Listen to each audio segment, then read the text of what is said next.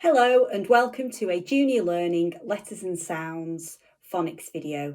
In this phonics video we're going to look at the common exception word cards that accompany the daily lesson plans for our programme. So you can see you can purchase the cards in a box, and the box contains all the cards from phase 2, 3, 4, 5 and phase 5.5. The boxes can be split up, so the reception teacher can have the cards for phases 2, 3 and 4, and then the year 1 teacher can have the phase 5 and phase 5.5 cards, or you might decide you want to keep all of them in your classroom. So let's have a little look at some of those tricky words and why the Junior Learning cards I think are quite unique to the phonics programme. So here in Junior Learning, what we wanted to do was allow the children that additional information to see what part of the word was tricky.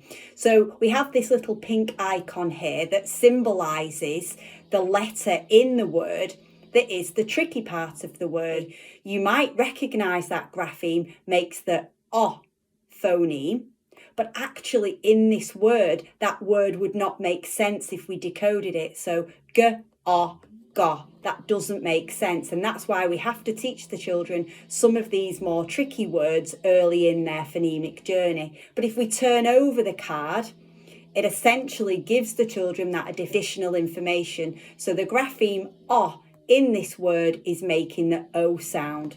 So if a child's style of learning is to want to decode words, particularly the tricky words, these cards will enable the children to know which part of the words are tricky. Here we've got the tricky word they. The children know that that grapheme makes the, but at this stage here, the children don't know what that grapheme makes, that digraph. They know that that's e and that grapheme is y. But if they were to decode this word, the that blend doesn't make sense to the children. That word isn't a recognisable word. So here, the pink symbol indicates that this is the part of the word that the children are going to struggle with. And that's why we're teaching them this tricky word as a flash word. But again, that additional bit of scaffolding, if we turn the card over, here, that speech bubble there highlights the digraph A. So we know that this grapheme here is making the A sound. Here's the word said, exactly the same principle. The children have learnt that this grapheme here makes an A sound. So if they were to try to decode said, that doesn't make sense. So let the children turn the card over. And it's telling them here that the A grapheme in this word is actually making the phoneme E. So if we were to go back, we could actually decode the word using the phoneme E. S, E, D, said. Here, there's a phase 5 card today. Obviously here, it's not the O grapheme here, the indication there with the pink person.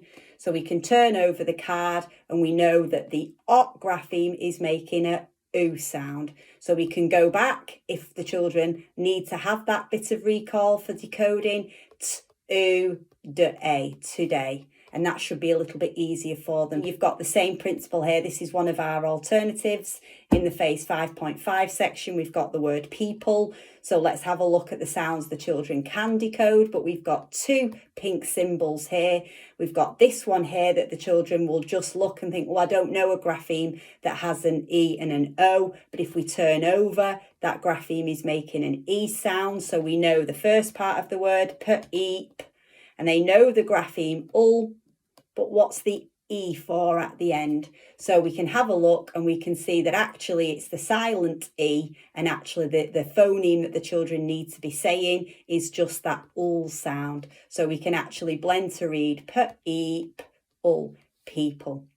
So hopefully that will give you an idea of what the tricky word cards look like. And if you think that your children in your school would really benefit from understanding more the principles of tricky word cards and giving them the opportunity to actually be able to decode these tricky words, not just remember them as flash words, then this might be a resource that suits your children.